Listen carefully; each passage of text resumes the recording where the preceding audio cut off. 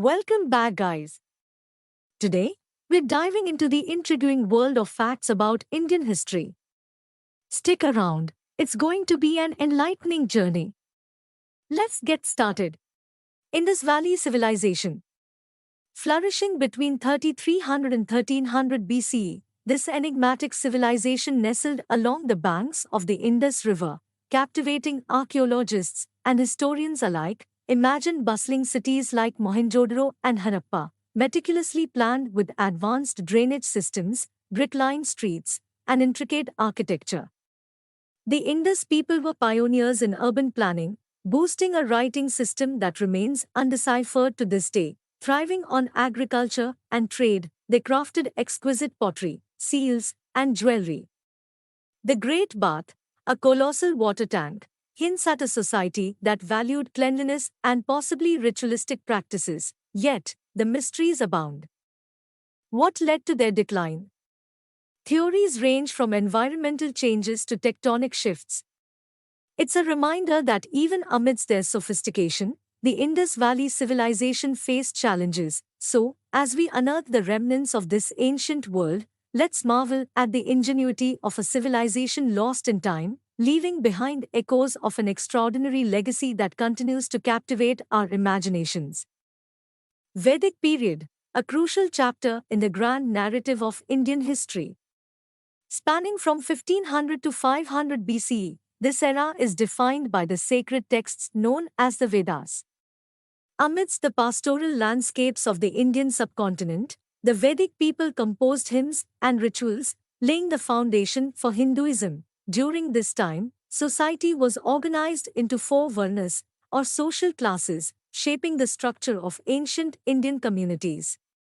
Rigorous rituals, sacrificial ceremonies, and a reverence for cosmic forces characterized the spiritual life of the Vedic people. The period also witnessed the emergence of early political structures, with tribal chieftains evolving into kings, establishing the roots of monarchies that would follow. Trade and cultural exchanges flourished along the sacred Saraswati River, fostering intellectual growth. As we delve into the Vedic period, we uncover the origins of philosophical thought, ritualistic practices, and societal frameworks that continue to influence the cultural landscape of modern India. Moria Empire, a juggernaut that graced the Indian subcontinent from 320 to 185 BCE. Founded by the audacious Chandragupta Maurya, this empire marked a pivotal era in India's narrative. Its zenith under the benevolent Ashoka is synonymous with a golden age. Ashoka, initially a conqueror, transformed into a patron of Buddhism, spreading its teachings far and wide. The Maurya Empire wasn't just a military force, it was an administrative marvel. Ashoka's rock edicts stand testament to his commitment to Dhamma, a moral and righteous way of governance. Trade flourished along the Silk Road, cultural exchanges blossomed, and advancements in art and architecture became hallmarks of this empire. However, like all empires, the Maurya's zenith waned, and by 185 BCE, it dissolved, leaving an indelible mark on India's historical canvas. In this fleeting minute, we merely brush the surface of the Maurya Empire, a dynasty that shaped the destiny of millions. Gupta Empire, a golden chapter in Indian history. Flourishing from 320 to 550 CE, the Gupta dynasty left an indelible mark on the subcontinent. Under the visionary leadership of Chandragupta I, the empire expanded its boundaries, reaching its zenith during the reign of Samudragupta. Renowned as the Golden Age of India, the Gupta Empire witnessed remarkable achievements in art, science, and philosophy. Scholars like Aryabhatta made groundbreaking contributions to mathematics and astronomy, while Kalidasa's poetic masterpieces adorned the courts. The Gupta period was a cultural renaissance, with advancements in metallurgy, medicine, and literature. The Gupta rulers embraced religious tolerance, fostering the synthesis of Hindu and Buddhist ideologies. Temples and universities flourished, exemplified by the Nalanda University, a beacon of knowledge attracting scholars from across the world. However, The empire's decline began with internal conflicts and external invasions, ultimately succumbing to the Hunna invasions. Despite its fall, the Gupta Empire's legacy endured, influencing subsequent Indian civilizations and leaving an enduring legacy that continues to shape the narrative of India's rich history. Back to the 9th to the 13th centuries to explore the illustrious Chola Dynasty, a powerhouse in South Indian history. Emerging in the fertile plains of the Kaveri River, the Cholas etched their legacy with remarkable achievements. Under the visionary rule of Rajaraja Chola I and his successor Rajendra Chola, the dynasty reached its zenith. Their naval prowess extended Chola influence across Southeast Asia, fostering trade, culture, and diplomacy. The architectural marvel of the Brihadeshwara temple in Tanjavur stands as a testament to Chola grandeur. Built by Rajaraja Chola I, this temple is a UNESCO World Heritage Site, showcasing the Cholas' architectural mastery and devotion to Lord Shiva. The Cholas were patrons of art and literature, fostering the growth of Tamil literature and the exquisite bronze Chola sculptures that grace museums worldwide. However, like all great empires, the Chola dynasty faced its challenges. External invasions and internal conflicts eventually led to its decline in the 13th century, yet the Cholas remain a beacon of South Indian cultural brilliance, leaving an indelible mark on history. Join us as we delve into the vibrant tapestry of the Chola dynasty, a chapter that continues to captivate and inspire. Let's dive into a crucial chapter of Indian history, the Delhi Sultanate, a dynamic period that spanned from 1206 to 1526. I'm Supriya, your guide through the annals of time. The story begins in 1206 when Qutbuddin Aibak founded the Delhi Sultanate, marking the advent of Muslim rule in India. This period witnessed a fascinating blend of cultural amalgamation, architectural marvels, and strategic power play. Qutbuddin Aibak's towering victory at the Battle of Tarain laid the foundation for the slave dynasty. Over the centuries, successive rulers like Iltutmish and Balban left an indelible mark on the region, shaping not only the political landscape but also fostering the synthesis of Indo-Islamic culture. Enter the Khaljis and the Tughlaqs, each bringing their own unique imprint. Alauddin Khalji's military prowess expanded the empire to its zenith, while Muhammad bin Tughlaq, a visionary albeit controversial ruler, experimented with administrative reforms, and then, the iconic Tughlaqabad fort and the grandeur of Firoz Shah Kotla stand testament to the architectural legacy of this era. However, internal strife and external invasions, notably by Timur in 1398, weakened the Sultanate. The stage was set for the Lodi dynasty, the last of the Delhi Sultanate. Enter Babur, the founder of the Mughal Empire, whose victory at the Battle of Panipat in 1526 marked the end of this remarkable period. The Delhi Sultanate, with its kaleidoscope of cultural exchanges, military exploits, and architectural wonders, remains a pivotal chapter in India's historical narrative. Join me as we unravel more stories from the corridors of time. Let's dive into the captivating saga of the Viendra Empire, a realm that flourished in the Deccan Plateau from 1336 to 1646, founded by Harihara I and Bhupka Raya I in 1336. The Viendra Empire became a powerhouse in South India. Its capital, Viendra, was a magnificent city adorned with temples, markets, and vibrant streets. The empire's name, Viendra, translates to City of Victory, a testament to its military prowess. Under the reign of Krishnadev Rai in the 16th century, the empire reached its zenith. Krishnadev Rai was not only a formidable military leader but also a patron of arts and culture. The empire became a melting pot of diverse influences, fostering a unique architectural style that blended Dravidian and Indo-Islamic elements. The Hampi ruins, a UNESCO World Heritage Site, stand as a silent testimony to the grandeur of Viendra. Intricately carved temples, like the Virupaksha and Vittala temples, showcase the empire's artistic brilliance. Trade and commerce thrived during this era, connecting Viendra with far-reaching regions. The empire's naval strength ensured control over vital trade routes, contributing to its economic prosperity. However, like many empires, Vigendra faced challenges. The Battle of Talikota in 1565 proved disastrous, leading to the fall of the empire. Despite its decline, Vijendra's legacy endures in the cultural and architectural marvels that grace the Deccan landscape. In conclusion, the Vigendra Empire remains a mesmerizing chapter in Indian history, a testament to the grandeur of a bygone era, where art, culture, and military might converged to create a truly remarkable civilization. Let's dive now into the splendid era of the Mughal Empire, a period of opulence, cultural richness, and political intrigue that left an indelible mark on the Indian subcontinent. The Mughal Empire, founded in 1526 by the Central Asian ruler Babur, heralded a new chapter in Indian history.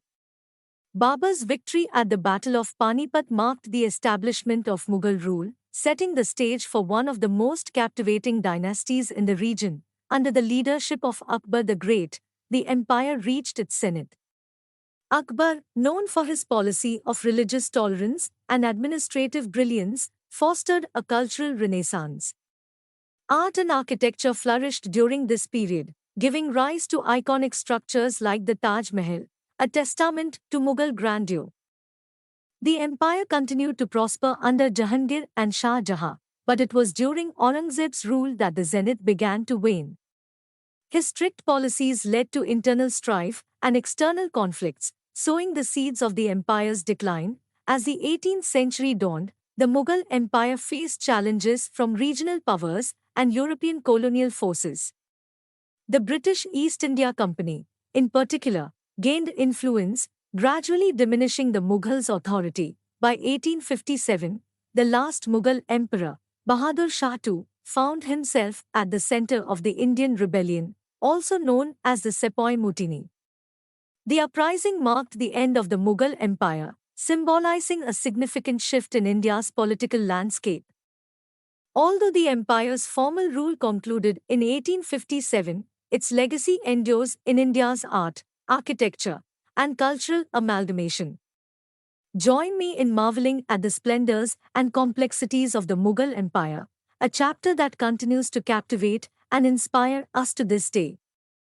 Let's travel back to the early 19th century and explore the fascinating saga of the Sikh Empire, a period marked by valor, unity, and a profound impact on the Indian subcontinent. The story begins in 1799 when Maharaja Ranjit Singh, a charismatic and skilled military leader, unified the warring factions of the Sikh community, establishing the Sikh Empire in the northwestern region of the Indian subcontinent.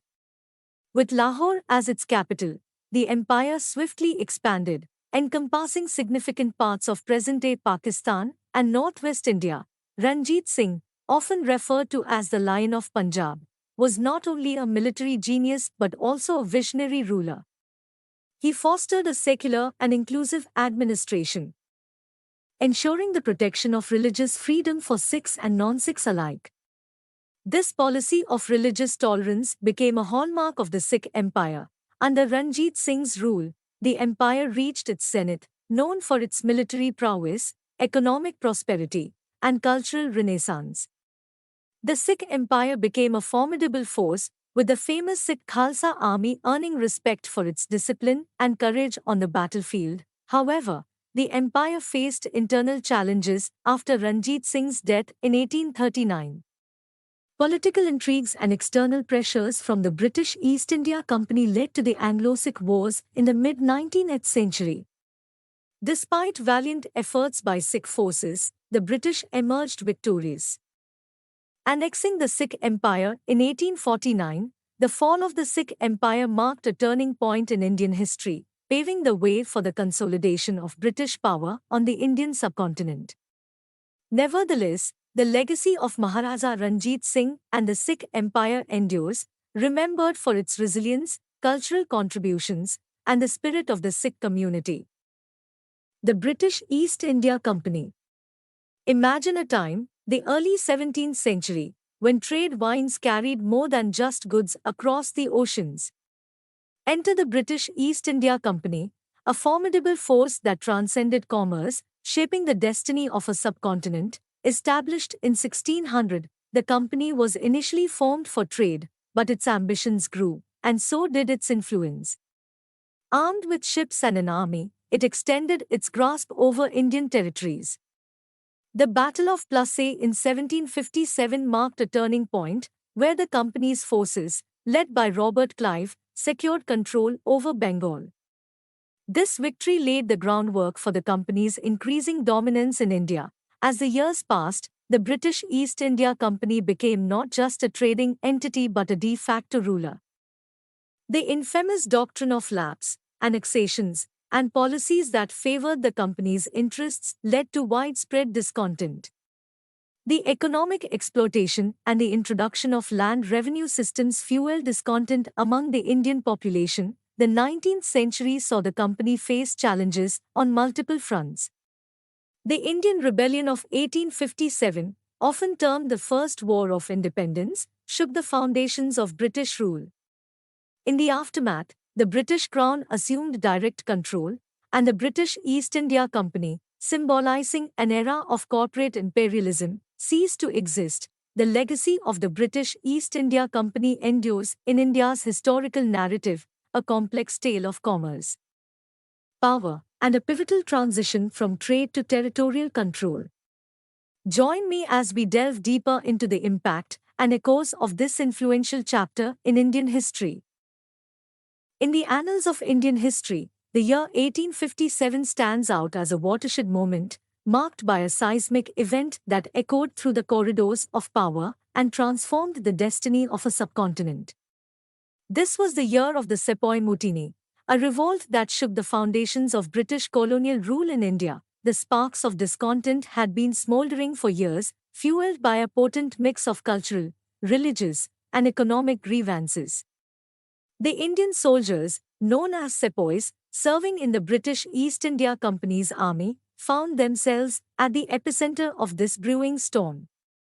The introduction of the new Enfield rifle, greased with animal fat, offended both Hindu and Muslim sepoys, leading to widespread discontent and, eventually, open rebellion. The powder keg exploded in Meerut in May 1857, when sepoys refused to use the cartridges, and their defiance swiftly spread to Delhi and beyond. What started as a military mutiny evolved into a mass uprising, encompassing civilians, princes, and soldiers alike. The cry for Azadi reverberated across the landscape, uniting diverse communities in a shared struggle against British oppression. Cities became battlegrounds, and the flames of rebellion engulfed large swathes of northern India. The iconic siege of Lucknow, the gallantry of Rani Lakshmibai in Jhansi, and the relentless fighting in Delhi are etched in the collective memory of a nation. However, despite the valiant efforts, the mutiny faced internal divisions and lacked a centralized leadership, ultimately leading to its suppression. The British response was brutal and unforgiving. The aftermath saw a shift in power from the East India Company to direct Crown rule, and the repercussions of 1857 reverberated for decades, shaping the contours of the Indian independence movement. The Sepoy Mutiny of 1857 is not just a chapter in history, it is a testament to the resilience of a people, their yearning for freedom, and the indomitable spirit that laid the foundation. In the late 19th century, against the backdrop of British colonial rule, a historic political entity emerged, paving the way for India's journey towards self-governance. This was none other than the Indian National Congress, founded on 28 December 1885 in Bombay. The INC was not merely a political party, it was a beacon of hope, a collective voice that echoed the aspirations of a nation yearning for freedom. Its founding members, including A.O. Hame, Dadabhai Nauroji, Dinshaw Vacha, and others, envisioned a platform that could articulate the demands of the Indian people on the global stage. From its inception, the INC championed principles of justice, liberty, equality, and fraternity. Over the years, it became a crucible for leaders who would go on to shape the destiny of a nation. The early leaders, often referred to as the moderates, employed constitutional methods and petitions to address grievances and push for reforms. As the INC evolved, so did its strategies. The turn of the century saw a shift towards more assertive approaches under leaders like Bal Gangadhar Tilak and Bipin Chandra Pal, who advocated for Swaraj, or self-rule. The INC's influence grew, and by the 1920s it had become a formidable force. Mahatma Gandhi's arrival marked a turning point, as he galvanized the party with non-violent resistance, leading to iconic movements like the non-cooperation and civil disobedience. In 1947, the culmination of decades of struggle resulted in India gaining independence. The INC played a pivotal role in the post-independence era, shaping the democratic framework of the country. Jawaharlal Nehru, India's first Prime Minister, was a prominent Congress leader who laid the foundations of a sovereign, socialist, secular, and democratic republic. As we reflect on the journey of the Indian National Congress, it stands as a testament to the indomitable spirit of a people united by the pursuit of a common dream, a free and sovereign India. In the spring of 1919, against the backdrop of British colonial rule, the city of Amritsar in Punjab, India, became the stage for one of the darkest chapters in the struggle for independence, the Jallianwala Bagh massacre. On 13 April 1919, a peaceful gathering convened in Jallianwala Bagh, a public garden, to protest the repressive Rowlatt Act. Brigadier General Reginald Dyer, in a horrifying display of power, marched in with a contingent of British troops and sealed off the only exit. With no warning, he ordered his soldiers to open fire on the unsuspecting crowd. For a seemingly endless 10 minutes, the soldiers indiscriminately fired upon men, women, and children. The cries of panic, the desperation to escape, and the unrelenting barrage of bullets left an indelible scar on the collective memory of India. The aftermath was gruesome. Hundreds lay dead, and over 1,000 were injured. The Jallianwala Bagh massacre became a symbol of British brutality, a turning point that galvanized the Indian independence movement. The British Raj attempted to suppress the truth, but news of the atrocity spread, sparking outrage not just across India but around the world. Rabindranath Tagore, the poet laureate, renounced his knighthood in protest, and Mahatma Gandhi, who had not yet fully embraced non-violent resistance, was profoundly affected. The massacre ignited a fervent desire for freedom and justice. The echoes of Jallianwala Bagh resonated in the hearts of millions, fueling the flame that ultimately led to India's liberation in 1947. Today, Jallianwala Bagh stands as a somber memorial, a reminder of the sacrifice and resilience of those who dared to dream of a free India. The Jallianwala Bagh massacre remains etched in history as a poignant testament to the price paid for the pursuit of independence. In the early 20th century, India found itself in the firm grip of British colonial rule. Tensions were escalating, and the quest for independence was reaching a pivotal moment. One of the defining chapters in this struggle was the Salt March of 1930, led by the towering figure of Mahatma Gandhi. The Salt March was a non-violent protest against the British salt monopoly, a seemingly mundane commodity that held profound significance. The march commenced on 12 March 1930, as Gandhi, along with a group of followers, embarked on a 240-mile journey from Sabarmati Ashram to the Arabian Sea. As they walked, a diverse assembly of people joined the procession, swelling its ranks and turning it into a symbol of unity against colonial oppression. The marchers faced hardships, blistering heat, exhaustion, and the constant threat of arrest. Yet, their resilience remained unbroken. The climax came on 6 April 1930, when Gandhi and his followers reached the coastal town of Dandi. Here, in a powerful act of civil disobedience, Gandhi picked up a handful of salt from the shores, defying the British monopoly and inspiring a nation to do the same. The Salt March echoed across the globe, drawing attention to India's plight and galvanizing support for the independence movement. It was a turning point, a testament to the potency of non-violent resistance, and a catalyst for the broader struggle for self-rule. the impact of the Salt March rippled through history, foreshadowing the larger events that would unfold in the years to come. This iconic protest remains etched in the collective memory of India as a symbol of courage, unity, and the relentless pursuit of freedom. In the blistering summer of 1942, against the backdrop of World War II, a clarion call echoed through the Indian subcontinent, a call that would reverberate through history as the Quit India movement. The winds of change swept across the nation, and Mahatma Gandhi, with his unwavering commitment to non-violence, led the charge. Frustration with British colonial rule had reached a boiling point, and on 8 August 1942, Gandhi delivered the iconic "Do or Die" speech, urging every Indian to do their part in the fight for freedom. The Quit India movement demanded an immediate end to British rule, pushing for an independent and sovereign India. What followed was a tidal wave of civil disobedience.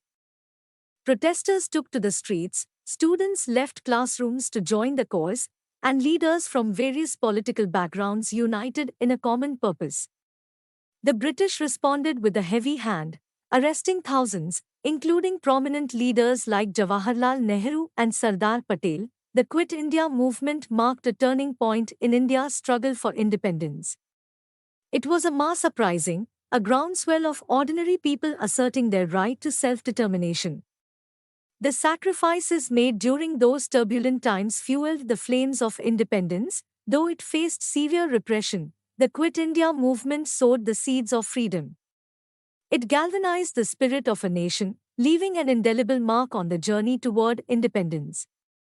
The movement's legacy endures, reminding us that the pursuit of freedom often requires boldness, sacrifice, and an unwavering commitment to justice. As we reflect on the Quit India movement, we honor the bravery of those who stood against oppression, and we acknowledge the resilience that ultimately led India toward the dawn of a new era, an era of independence, democracy, and the realization of a long-cherished dream. In 1947, the Indian subcontinent witnessed a momentous chapter in its history, the attainment of independence and the partition of British India. After years of steadfast struggle and unwavering determination led by visionaries like Mahatma Gandhi and Jawaharlal Nehru, the dream of a free India finally materialized. On the stroke of midnight, 15th August 1947, the tricolour flag was unfurled, marking the birth of two sovereign nations, India and Pakistan. The joy of independence, however, was accompanied by the sombre reality of partition. The Radcliffe Line, drawn by Sir Cyril Radcliffe, divided communities, families, and even homes. Millions found themselves on the wrong side of the border, leading to one of the largest mass migrations in history. The partition, intended to create separate nations for Hindus and Muslims, unleashed communal violence and tragic human suffering. Cities were engulfed in chaos, and the echoes of anguish resonated across the newly drawn borders. The scars of those tumultuous times still linger in the collective memory of the subcontinent. As India stepped into a new era of self-governance, it did so with the hope of embracing unity in diversity. Despite the challenges posed by partition, the principles of democracy and secularism were enshrined in the Indian constitution. Leaders envisioned a nation where people of all religions and backgrounds could coexist harmoniously. And the journey towards realizing that vision had begun. The story of independence and partition is one of triumph over adversity, of sacrifice, and of the indomitable spirit that shaped the destiny of nations. Today, we reflect on this pivotal period in history, acknowledging the complexities it brought, while celebrating the resilience that paved the way for a free and sovereign India. The Republic of India. On 26 January 1950, the nation underwent a profound transformation, adopting its own constitution and officially declaring itself a sovereign, socialist, secular, and democratic republic. This monumental moment marked the culmination of decades of struggle for independence from British rule. Dr. Rajendra Prasad took oath as the first President of India, embodying the hopes and aspirations of a newly liberated nation. The Indian Constitution, a visionary document crafted by Dr. B.R. Ambedkar and a team of stalwart leaders, became the guiding light for the world's largest democracy. It enshrined principles of justice, liberty, equality, and fraternity, providing a framework for a nation that celebrated its unity in diversity. As the tricolour unfurled over the iconic Rajpath in New Delhi, a sense of pride and optimism enveloped the masses. The Republic Day Parade, a spectacle of military prowess, cultural diversity, and technological achievements, became an annual tradition, symbolizing the nation's progress and unity. Over the years, the Republic of India has weathered challenges and celebrated triumphs, continually evolving while staying true to its democratic ethos. As we reflect on this pivotal moment in 1950, we recognize the resilience, diversity, and democratic spirit that define the heart and soul of the Republic of India. In 1962, the IndoChina War marked a significant and tumultuous chapter in the history of both nations. Tensions had been escalating along the Himalayan border, primarily over territorial disputes in the Aksai Chin region. The roots of the conflict can be traced back to historical border disagreements and geopolitical complexities. The war unfolded against the backdrop of the Cold War, with China asserting its dominance and India navigating its newly gained independence. Despite attempts at diplomatic resolutions, the situation escalated, leading to a full-scale military confrontation. The Chinese People's Liberation Army swiftly advanced into Indian territory, catching the Indian forces off guard. The conflict was characterized by harsh mountainous terrain, extreme weather conditions, and logistical challenges, placing immense strain on both armies. The war, however, proved to be a short-lived yet intense engagement. China declared a unilateral ceasefire in November 1962, withdrawing its forces to the pre-war positions. The Indochina War had profound implications for both nations. India faced the harsh reality of its military unpreparedness, prompting a re-evaluation of its defense strategies. The border dispute left scars on diplomatic relations between the two countries, shaping the geopolitical landscape in South Asia for decades to come. In the aftermath of the war, efforts were made to address the underlying issues, and the line of actual control, LAC, was established to prevent further conflicts. The Indochina War of 1962 serves as a reminder of the complexities inherent in international relations and the enduring impact of historical disputes on the dynamics between nations. In the winter of 1971, the Indian subcontinent witnessed a seismic shift as tensions between India and Pakistan reached a boiling point, culminating in the Indo-Pakistan War of 1971. This conflict, also known as the Bangladesh Liberation War, would go on to redefine the political landscape of the region. The root cause of the war lay in the long-standing ethnic and political disparities between West Pakistan, modern-day Pakistan, and East Pakistan, present-day Bangladesh. The people of East Pakistan felt marginalized, leading to a growing demand for autonomy. The situation escalated when the Pakistani military cracked down on political dissidents in East Pakistan, triggering a massive humanitarian crisis. India, led by Prime Minister Indira Gandhi, could not remain a passive observer to the unfolding tragedy. In response to the atrocities committed by the Pakistani military, India intervened in support of the Bengali nationalists fighting for independence in East Pakistan. The conflict quickly escalated into a full-scale war between India and Pakistan. The decisive turning point came swiftly, with the Indian armed forces displaying remarkable strategic acumen and military prowess. The war lasted for just 13 days, but it left an indelible mark on the subcontinent. The Pakistani military's surrender on 16 December 1971 led to the creation of the independent nation of Bangladesh. The Indo-Pakistan War of 1971 was not merely a territorial conflict, it was a struggle for freedom, justice, and human rights. The war's aftermath reshaped the political dynamics of the region, marking the emergence of Bangladesh as a sovereign nation. The conflict also underscored the importance of diplomacy in resolving regional disputes and the profound impact of geopolitical decisions on the lives of millions. The Indo-Pakistan War of 1971 stands as a testament to the power of a people's will to be free and the enduring quest for peace in a complex and interconnected world. In June 1984, Operation Blue Star, a military action ordered by the Indian government, unfolded within the hallowed walls of the Golden Temple in Amritsar. The operation was aimed at removing Sikh militants who had fortified themselves inside the sacred complex, turning it into a stronghold for their armed resistance. The roots of the conflict traced back to demands for an independent Sikh state, Khalistan, amidst rising tensions between the Sikh community and the Indian government. Jarnail Singh Bhindranwale, a charismatic Sikh leader, had taken refuge within the Golden Temple, challenging the authority of the Indian state. As negotiations faltered, Prime Minister Indira Gandhi took the fateful decision to launch Operation Blue Star. The operation, led by the Indian Army, commenced on 3 June 1984 and lasted until 6 June. The military faced a formidable challenge as they navigated the intricate architecture of the holy shrine. Tragically, the operation resulted in a significant loss of life, including both militants and innocent pilgrims caught in the crossfire. The operation sparked widespread protests and outrage, not only among the Sikh community but also across the nation. The aftermath of Operation Blue Star was profound and far-reaching. In a tragic turn of events, Prime Minister Indira Gandhi was assassinated by her Sikh bodyguards in October 1984, triggering anti-Sikh riots in various parts of the country.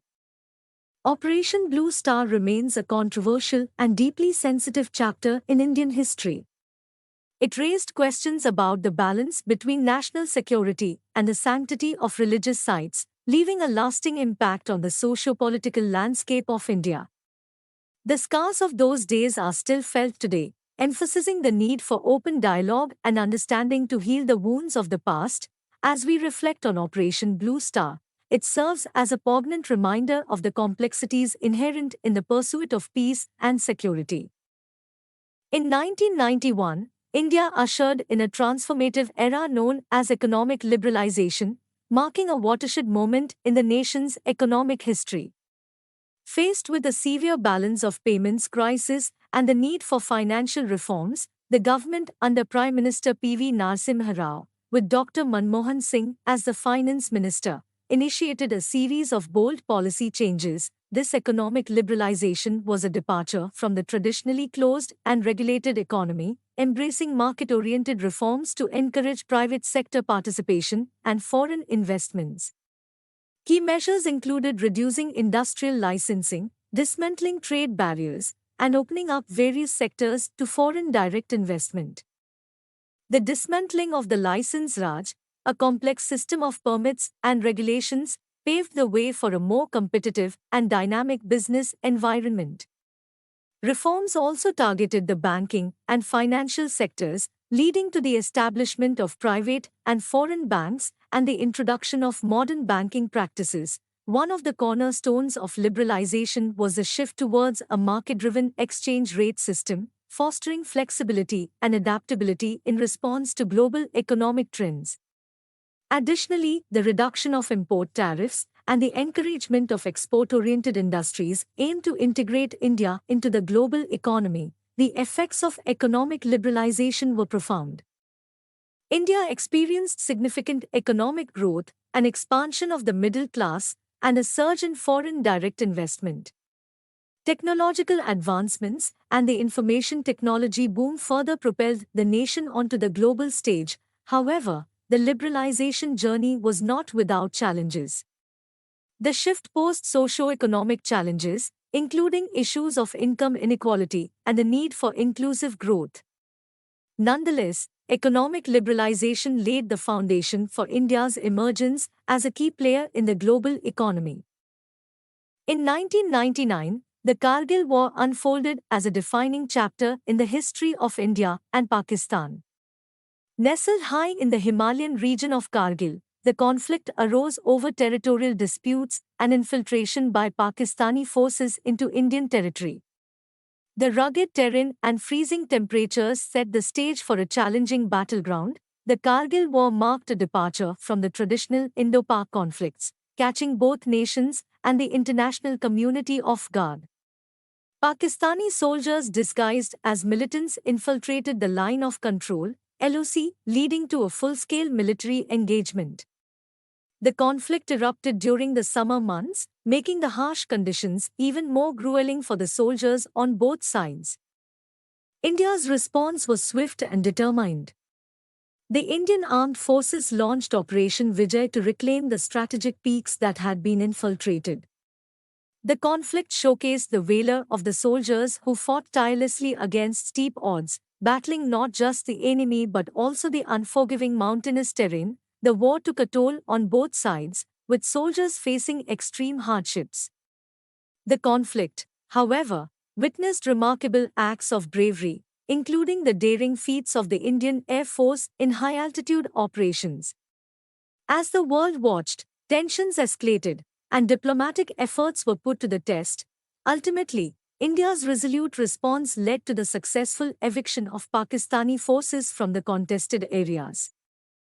The Kargil War, while brief, left an indelible mark on the collective memory of the nations involved. It underscored the importance of vigilance along the borders and the need for diplomatic channels to address long-standing disputes. The Kargil War, with its tales of bravery, sacrifice, and strategic lessons, remains a pivotal moment in modern South Asian history, shaping the geopolitics of the region and influencing future diplomatic engagements between India and Pakistan. In 1998, India made international headlines with a series of nuclear tests conducted at Pokhran, a remote site in the Thar desert of Rajasthan.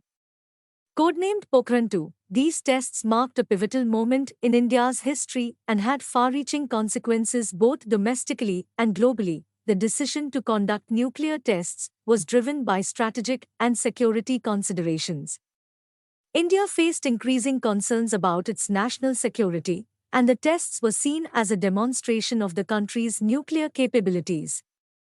On May 11 and 13, 1998, India conducted a series of underground nuclear explosions, declaring itself a nuclear weapons state. The tests, led by then Prime Minister Atal Bihari Vajpayee and his government, elicited a mixed response. Domestically, there was widespread support, with many viewing it as a bold assertion of India's sovereignty and a deterrent against potential threats. However, the international reaction was swift and largely critical. The tests led to global condemnation and resulted in economic sanctions imposed by several countries. The strategic landscape of South Asia was significantly altered by Pokhran II. It intensified the long-standing tensions between India and Pakistan, prompting Pakistan to conduct its own nuclear tests shortly afterward. The international community, particularly the P5 nuclear-armed nations, expressed concerns about the impact of these tests on global non-proliferation efforts. Despite the diplomatic and economic repercussions, the tests had a lasting impact on India's perception of its role in the global arena. It sparked debates on nuclear policy, security, and the delicate balance between national interests and international norms. The event remains a landmark in India's modern history, symbolizing a strategic shift and shaping the nation's stance on nuclear weapons and disarmament. Pokhran II serves as a reminder of the complex dynamics surrounding nuclear capabilities, the delicate balance of power. In the early hours of 26 January 2001, the state of Gujarat, India, was jolted awake by one of the most devastating natural disasters in its history, the Gujarat Earthquake. With a magnitude of 7.7, the quake struck near the town of Bhuj, causing widespread destruction across the region. The impact was catastrophic. Entire communities were reduced to rubble as buildings crumbled under the force of the tremors. The historic city of Bhuj bore the brunt of the quake, with its centuries-old structures succumbing to the relentless shaking. Towns and villages in the surrounding Kutch district faced immense devastation, and the effects rippled across the neighboring states, the human toll was staggering.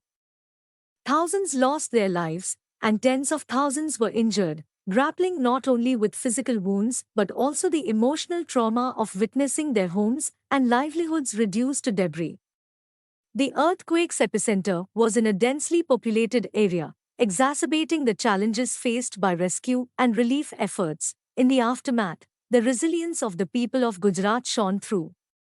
Communities came together to support one another, and the response from both national and international aid organizations was swift. The disaster prompted a reflection on the importance of disaster preparedness and the need for resilient infrastructure. The Gujarat earthquake of 2001 left an indelible mark on the landscape and the collective memory of the region. It spurred initiatives for better disaster management, infrastructure development, and community resilience. The scars of that fateful day remain, but so does the spirit of recovery and rebuilding, a testament to the strength and unity of the people who faced one of the greatest challenges in their history. Enacted on 12 October 2005, the RTI Act was a groundbreaking legislation that aimed to empower citizens by granting them the right to access information held by public authorities. It marked a pivotal moment in the country's journey toward greater transparency, accountability, and participatory democracy. The primary objective of the RTI Act is to promote transparency and accountability in the functioning of government agencies. Under this law, any Indian citizen can request information from public authorities, including government departments, ministries, and public sector organizations. This includes the right to inspect works, documents, records, and take notes, extracts, or certified copies of documents. The Act has proven to be a powerful tool for citizens to hold the government accountable for its actions and decisions. It enables individuals to seek information on a wide range of issues, from government policies and programs to the utilization of public funds. By providing access to information, the RTI Act empowers citizens to actively participate in the democratic process. One of the notable aspects of the RTI Act is its role in promoting transparency and curbing corruption. Citizens can use this tool to expose irregularities, corruption, and misuse of power within public authorities, fostering a culture of accountability. Over the years, the RTI Act has played a crucial role in transforming the relationship between the government and its citizens. It has become an essential instrument for fostering an informed and engaged citizenry. In conclusion, the Right to Information Act of 2005 stands as a testament to India's commitment to transparency and citizens' rights. It has empowered individuals to actively participate in the democratic process, contributing to a more accountable and responsive governance. In 2010, the vibrant city of Delhi, India, played host to the 19 Commonwealth Games, marking a significant chapter in the history of international sports. This grand sporting event, held from 3rd October to 14th October, brought together athletes from across the Commonwealth, showcasing athletic prowess, cultural diversity, and the spirit of friendly competition. The Commonwealth Games, often referred to as the Friendly Games, featured a multitude of sports, from athletics to gymnastics, swimming to weightlifting, creating an electric atmosphere that resonated across the nation. The Jawaharlal Nehru Stadium, transformed into a modern sports arena, stood as a testament to India's capability to organize a global event on a grand scale.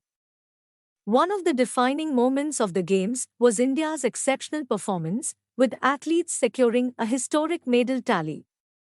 The host nation's triumphs in sports like shooting, wrestling, and badminton not only brought joy to the home crowd but also inspired a new generation of athletes. Beyond the sporting spectacle, the Commonwealth Games 2010 left a lasting legacy. The event spurred infrastructural development in Delhi, with the construction of world-class facilities, improved transportation, and upgraded accommodations. These enhancements not only benefited athletes during the Games but also contributed to the city's long-term growth and development. The opening ceremony was a dazzling display of India's rich cultural heritage. featuring traditional dance, music, and a vibrant portrayal of the nation's history. The closing ceremony, a celebration of achievements and camaraderie, brought the curtains down on an event that not only showcased sporting excellence but also fostered unity among Commonwealth nations. While the Commonwealth Games 2010 faced challenges, including concerns over infrastructure and logistics, the ultimate success of the event underscored the resilience and determination of the organizing committee. In 2013, India etched its name in space exploration history with the successful launch of the Mars Orbiter mission, affectionately known as Mangalyaan. This groundbreaking mission marked India's entry into the elite club of nations capable of interplanetary exploration. Mangalyaan set off on its interplanetary journey on 5 November 2013, propelled by the Polar Satellite Launch Vehicle, PSLV-C-25. What made this mission particularly remarkable was not just its success, but also the fact that India achieved this feat on its maiden attempt, becoming the first Asian nation to reach Martian orbit and the first nation in the world to do so on a budget that drew global attention for its frugality. The primary objective of Mangalyaan was to develop technologies for interplanetary exploration and to explore Mars' surface, morphology, atmosphere, and mineralogy. Despite its modest cost, the spacecraft was equipped with 5 scientific instruments, including a methane sensor to study the Martian atmosphere and a camera to capture images of the Martian surface. The journey to Mars was not without its challenges. Mangalyaan had to navigate through the vastness of space, overcoming the complexities of interplanetary travel. The critical Mars orbit insertion (MOI) maneuver, executed on 24 September 2014, was a nerve-wracking moment as the spacecraft had to autonomously adjust its speed and trajectory to enter Mars orbit successfully. The success of Mangalyaan not only demonstrated India's technological prowess but also showcased the country's commitment to space exploration for scientific discovery. The mission's cost-effectiveness and success sparked admiration worldwide, opening up new possibilities for collaborative efforts in space exploration. Mangalyaan continues to orbit Mars, transmitting valuable data and images back to Earth. Its success has inspired a new generation of scientists and engineers in India and around the world. In a bold and unprecedented move on 8 November 2016, the Prime Minister of India, Narendra Modi, announced a historic decision that sent shockwaves throughout the nation: demonetization. This initiative aimed to tackle corruption, counterfeit currency, and black money, which had been pervasive issues in the Indian economy. Demonetization involved the invalidation of 500 rupees and 1000 rupees currency notes, constituting a significant portion of the country's circulating cash. Citizens were given a window to deposit or exchange these notes in banks, and new 500 rupees and 2000 rupees notes were introduced in their place. The immediate aftermath of demonetization saw long queues forming outside banks and ATMs, as people rushed to exchange their old notes for the new ones. The move was met with a mix of support and criticism, with proponents lauding it as a bold step to curb corruption and opponents expressing concerns about the economic disruptions and the impact on the informal sector. One of the major objectives of demonetization was to promote a shift towards a cashless or digital economy. The government encouraged the use of digital payment methods to reduce the dependency on physical currency. This push towards digital transactions aimed to increase transparency, traceability, and accountability in financial transactions. As the nation grappled with the immediate effects, the long-term impact of demonetization became a topic of extensive debate.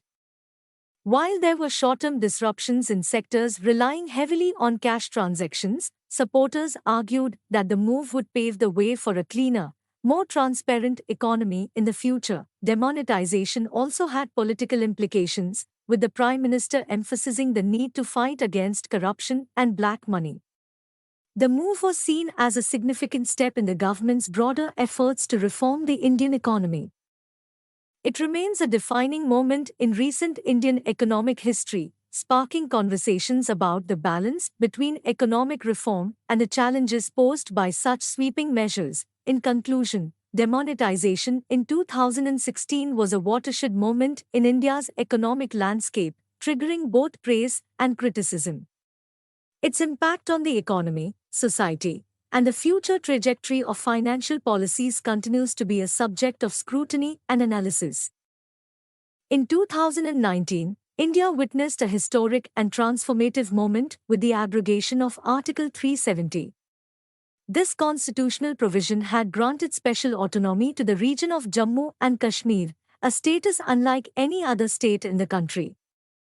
The abrogation marked a significant departure from the status quo, triggering debates and discussions across the nation. Article 370, incorporated into the Indian Constitution in 1949, had granted Jammu and Kashmir a degree of autonomy, allowing the state its own constitution and decision-making powers, except in defense, communications, and foreign affairs. However, on 5 August 2019, the Indian government, under the leadership of Prime Minister Narendra Modi, took a bold step by revoking this special status. The move was accompanied by the bifurcation of the state into two separate union territories, Jammu and Kashmir, and Ladakh. The decision sparked a range of reactions, both within India and internationally. Supporters argued that the abrogation would integrate Jammu and Kashmir more closely with the rest of the country, promoting development, economic growth, and a uniform legal system. Critics, on the other hand, raised concerns about the manner in which the decision was implemented and its potential impact on the region's stability. The move was met with increased security measures, communication restrictions, and a temporary suspension of internet services. Contributing to a sense of uncertainty, the abrogation of Article 370 opened up new avenues for development initiatives, investments, and infrastructure projects in the region. It also paved the way for the extension of various central laws to Jammu and Kashmir, aligning it more closely with the rest of the country.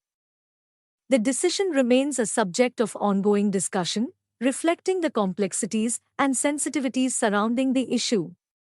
As time unfolds, the full implications of the abrogation of Article 370 will continue to shape the narrative of Jammu and Kashmir and its place within the broader framework of India. Let's get into a topic that has reshaped our world in unprecedented ways, the COVID-19 pandemic. In the context of India, the impact has been profound, shaping the lives of millions and testing the resilience of the nation. The year 2020 marked the onset of the pandemic, and as the virus spread globally, India was not immune. The nation faced enormous challenges as it grappled with the rapid surge in COVID-19 cases. The government swiftly implemented measures to contain the virus, including lockdowns, travel restrictions, and widespread testing. India's healthcare system faced an unprecedented strain, with hospitals working tirelessly to provide care and governments mobilizing resources to curb the spread. The heroic efforts of healthcare workers became a beacon of hope, illustrating the strength and dedication of the frontline warriors combating the invisible enemy. The pandemic prompted a paradigm shift in various aspects of daily life. Remote work became the norm, educational institutions transitioned to online learning, and the significance of technology in bridging gaps became more apparent than ever before. Vaccination campaigns gained momentum in 2021, with the Indian government undertaking one of the largest vaccination drives globally. The efforts aimed not only at achieving herd immunity but also at preventing the emergence of new variants. Challenges persisted as the nation navigated through waves of the virus, each presenting its unique set of hurdles. The economic impact was significant, with businesses adapting to survive and the vulnerable facing hardships. Amidst these challenges, stories of resilience and solidarity emerged. Communities came together to support one another, and individuals demonstrated extraordinary acts of kindness. Civil society, NGOs, and volunteers played a crucial role in providing relief to those most affected. As we move into 2023, India continues to combat the pandemic, focusing on recovery and rebuilding. Lessons learned during these tumultuous years will undoubtedly shape the nation's future approach to public health, disaster preparedness, and societal resilience. The journey through the COVID-19 pandemic has been arduous, but it has also revealed the strength and unity that define the spirit of India. Together, we look ahead, hopeful for a future where the lessons learned will guide us towards a healthier, more resilient tomorrow. Thank you for joining us on this captivating journey through the corridors of Indian history. If you found these historical facts intriguing, don't forget to hit that like button, share with fellow history enthusiasts, and subscribe for more fascinating insights into the rich tapestry of our past. Your support keeps the wheels of knowledge turning. Until next time, this is Supriya signing off.